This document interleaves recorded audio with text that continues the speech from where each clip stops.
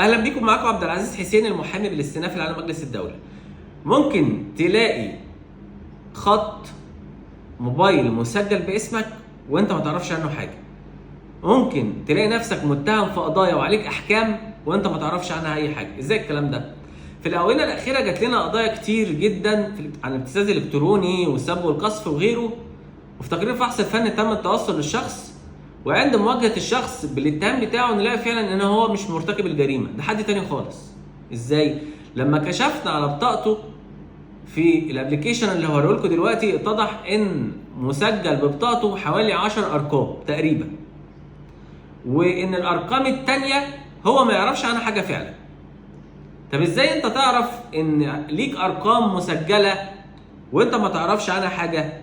افتح معايا الموبايل بتاعك، هتجيب متجر بلاي عندك اللي بتنزل منه اي ابلكيشن، هتضغط عليه، هتعمل سيرش هتكتب فيه الجهاز القومي لتنظيم الاتصالات، هيطلع لك بالشكل ده كده ابلكيشن اسمه ماي نترا، هتضغط عليه. تمام؟ هتعمل له تثبيت، هتدخل على الابلكيشن. دخلت انا على الابلكيشن اهو، بيحمل، بيظهر لك بالشكل ده. هتلاقي افراد وشركات، ما يهمنا هنا الافراد، اضغط على الافراد، هيظهر لك كده خدماتي ومنظومه الشكاوي، هتضغط على خدماتي، هيظهر لك هنا اختبر سرعتك، ارقامي وغيره، هتضغط على ارقامي.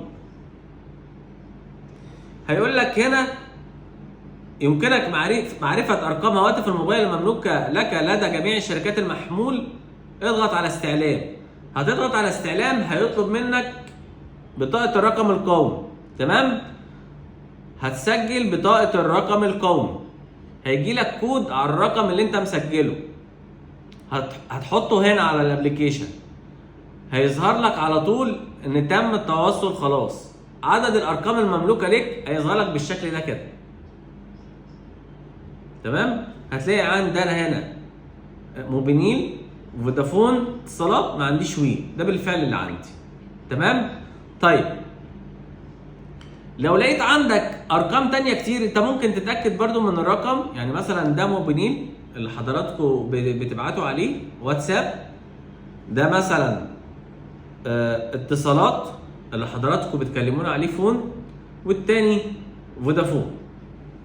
طيب لو انت لقيت عليك ارقام تانية كتيرة موجودة وانت ما تعرفش عنها حاجه، هتتوجه لمركز اي خدمه فيهم، سواء فودافون، اتصالات، وموبينيل، وتروح تلغي الارقام دي فورا. وبعدين تعمل ايه تاني؟ تكشف على البطاقه بتاعتك، يعني تخلي حد محامي يروح اي اسم ويكشف على البطاقه الخاصه بيك. ليه؟ ممكن تلاقي نفسك متهم في قضايا، وممكن تلاقي نفسك عليك احكام وانت فعلا ما تعرفش عنها اي حاجه.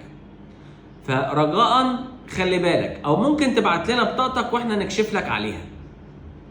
فرجاء تخلي بالكم يا جماعه، الموضوع خطير. لو حضرتك لقيت نفسك استفدت من الفيديو، برجاء